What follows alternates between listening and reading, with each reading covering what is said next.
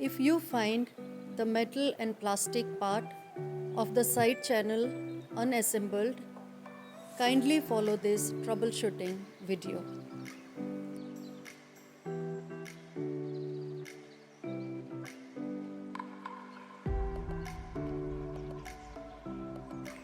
Please note that the L-shaped metal part will be always placed on the spring channel side.